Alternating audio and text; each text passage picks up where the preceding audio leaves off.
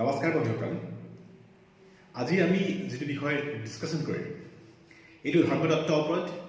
Astrology, বাস্তুশাস্ত্ৰ, নিউমেৰলজি এই ধৰণৰ যিবিলাক তত্ত্ব যি মানুহ বিকাশৰ কাৰণে, মানুহৰ উন্নতিৰ কাৰণে, মানুহৰ ভালৰ কাৰণে ব্যৱহাৰ কৰে, তেনেবোৰ তত্ত্ব ব্যৱহাৰ কৰি আলোচনা কৰিম।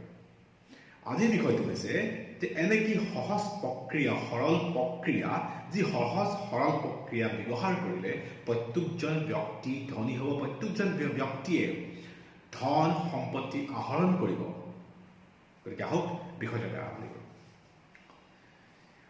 ধৰ্মতত্ত্ব, এষ্ট্ৰলজি, বাস্তুশাস্ত্ৰত আৰু একেবাৰে লক্ষ্মী যন্ত্ৰটো আপুনি যদি বিচাৰ কৰে, আপুনি দেখিব যে এজন ব্যক্তিৰ জীৱনত 9টা দিশৰ বিশেষ ভূমিকা আছে আৰু সেই 9টা দিশক এজন মানুহৰ জীৱনৰ এক অভিন্ন অংগ বুলি ধাৰণ কৰে।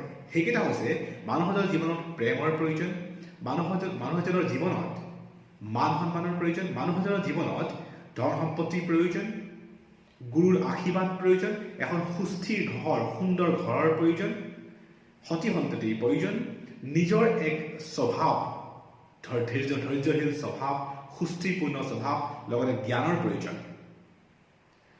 ইয়াৰ লগতে শৰীৰ, এটা সুন্দৰ শৰীৰ প্ৰয়োজন, এটা এটলিষ্ট নিৰোগী শৰীৰ প্ৰয়োজন, আৰু অন্তিমটো হৈছে আপুনি জীৱনত কিছু আনন্দ উপভোগ প্ৰয়োজন থাকে। তো এই 9টা দিশক মূল বিষয় হিচাপে লৈ পেলাই বিভিন্ন গণনা, বিভিন্ন প্ৰক্ৰিয়াবিলাক আলোচনা কৰা যায়। এতিয়া কথাটো হ'ল, এজন ব্যক্তিৰ জীৱনত ধন অতি ইম্পৰ্টেণ্ট বিষয়। ধন হওক বা সা সম্পত্তি অতি ইম্পৰ্টেণ্ট বিষয়। কিয় কোৱা যায় যে ধৰ্ম, অৰ্থ, কাম আৰু মোক্ষ এইকেইটা হৈছে জীৱনৰ 4টা অংগ, যি 4টা আপোনাৰ জীৱনটোত আপুনি প্ৰাপ্তি কৰাটো অতি প্ৰয়োজন। তাত কৈছে ধৰ্ম, আপুনি ধৰ্ম প্ৰথমতে আহৰণ কৰিব লাগিব। 2 নম্বৰ হৈছে অৰ্থ, অৰ্থ মানে ধন সম্পত্তিও অৰ্থ আৰু জীৱনটোৰ অৰ্থ। 3 নম্বৰ হৈছে ধৰ্ম, অৰ্থ, কাম, আপুনি কামনা কৰাটো প্ৰয়োজন, আপুনি কাম প্ৰাপ্তি কৰাটো প্ৰয়োজন, কাম। আৰু 4 নম্বৰ বিষয়টো হৈছে মোক্ষ, অৰ্থাৎ জীৱনটো আপুনি মুক্তি লাভ কৰিবলৈ, মোক্ষ লাভ কৰিবলৈ, মোক্ষ লাভ কৰিবলৈ বুলি কোৱা যায়। এই 4টা বিষয়। এতিয়া কথাটো হ'ল, এই 4টা বিষয়টো আমি অৰ্থৰ কথা স্পষ্টকৈ উল্লেখ আছে, আৰু অৰ্থ আহৰণ কৰিবলৈ আপুনি ধৰ্ম জনাটো অতি প্ৰয়োজন।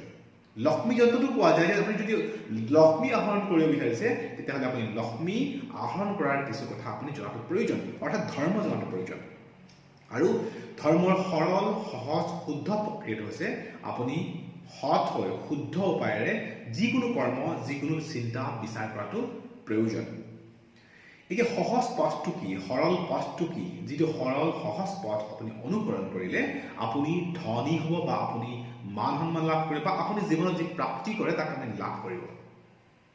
সহজ পথটো হৈছে যেতিয়াই আপুনি নিজক চিনি পাব, যেতিয়াই আপুনি নিজৰ ভিতৰত থকা যি কোৱালিটি, নিজৰ ভিতৰত থকা যি আপোনাৰ নলেজ, নিজৰ ভিতৰত থকা আপোনাৰ যি বিশেষ কোৱালিটি, যেতিয়া আপুনি তাক আৱিষ্কাৰ কৰিব আৰু সেই কোৱালিটিক আপুনি বিল্ড আপ কৰিব আৰু ডেভেলপ কৰিব আৰু ভাল কৰিব, আৰু যেতিয়াই সি এটা পৰ্যায় পাবগৈ, সকলোৰে কাৰণে কামত আহিব, সকলো লোকৰে উপকাৰ সাধন কৰিব, সেইদিনাখন আপুনি দেখিব আপুনি চুম্বকৰ দৰে লক্ষ্মীৰ আপোনাৰ আগমন ঘটিব।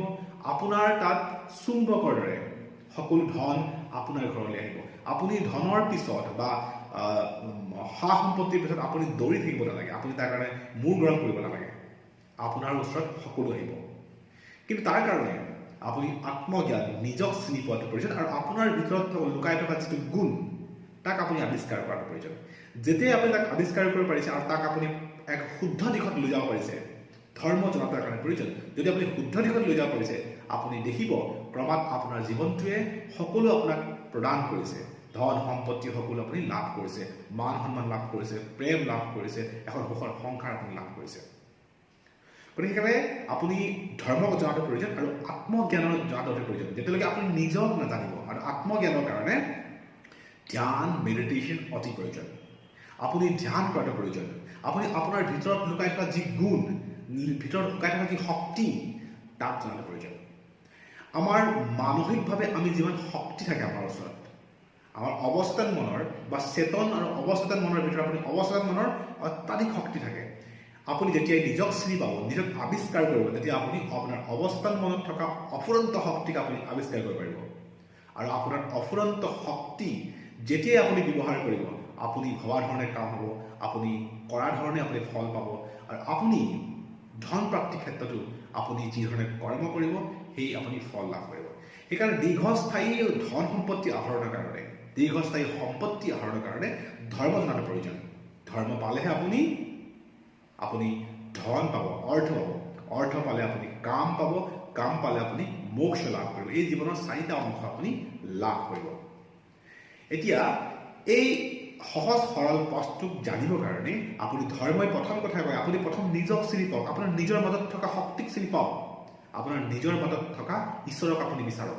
আপোনাৰ ভিতৰত লুকাই থকা ঈশ্বৰক আপুনি যিদিনাখন বিচাৰি পাব সেইদিনাখন আপুনি ধন সম্পত্তি, মান সন্মান, প্ৰেম, সুখ শান্তিপূৰ্ণ এখন ঘৰ, গুৰুৰ আশীৰ্বাদ, আপোনাৰ সতি সন্ততি শুদ্ধ দিশ, লগতে আপুনি আনন্দ উপভোগ, আপোনাৰ শৰীৰ ভাল থাকিব, লগতে আপুনি জ্ঞানেৰে পৰিপূৰ্ণ হ'ব, আৰু আপোনাৰ যি ধৈৰ্যশীল স্বভাৱ, আপোনাৰ এক গুণ থাকিব যি মানুহে আদৰ আপোনাক একচেপ্ট কৰিব। আৰু তেতিয়া আপুনি ব্যৱসায় কৰক বা আপুনি লক্ষ্মী আগমনৰ কাৰণে আপুনি যিকোনো কৰ্ম কৰক, আপোনাৰ জীৱনত সফলতা আহিব, আপুনি তাক প্ৰাপ্তি কৰিব। গতিকে বন্ধুসকল, আপুনি ধন আহৰণৰ কাৰণে বা আপুনি পইচা বা প্ৰাপ্তিৰ কাৰণে আপুনি যিমানে দৌৰি থাকক, আপুনি যিমান দৌৰিব লক্ষ্মী সিমানে আঁতৰি যাব, যিমান আপুনি তাৰ প্ৰাপ্তিৰ কাৰণে দৌৰিব সিমানে আপুনি হেৰাব। আপোনাৰ কৰ্ম হৈছে আপুনি নিজৰ মাজত থকা যি আত্মজ্ঞান, নিজৰ মাজত থকা যি কোৱালিটি, তাক বিল্ড আপ কৰক, তাক আপুনি সমাজৰ কামত লগাওক। দেখিব আপুনি ধনত কেতিয়াও আপোনাৰ কমি নহ'ব, আপোনাৰ ইচ্ছা কেতিয়াও আপুনি অপূৰ্ণ হৈ নাথাকিব। গতিকে প্ৰকৃত কৰ্মটো কৰক। পইচাৰ পিছত, ধনৰ পিছত দৌৰি থাকিলে হয়তো ধৰ্মই আপোনাক কেতিয়াও আপোনাক শুদ্ধ দিশ প্ৰদান নকৰিব। আপুনি কিছু সময়ৰ কাৰণে অলক্ষ্মী প্ৰাপ্তি হ'ব, যি অস্থায়ী। সেইকাৰণে ধৰ্মই কোৱা যায় যে, ধৰ্মত কোৱা যায় যে আপুনি যদি আপুনি অৰ্থ বিচাৰে তেতিয়াহ'লে ধৰ্ম জনাত প্ৰয়োজন। ধৰ্ম আপুনি প্ৰথমতে নিজক জনাত প্ৰয়োজন, নিজৰ মাজত থকা প্ৰভুক আপুনি বিচৰাটো প্ৰয়োজন, আৰু যেতিয়া আপুনি তাক বিচাৰি পাব আপুনি ধন প্ৰাপ্তি নিশ্চিত হৈ পৰিব।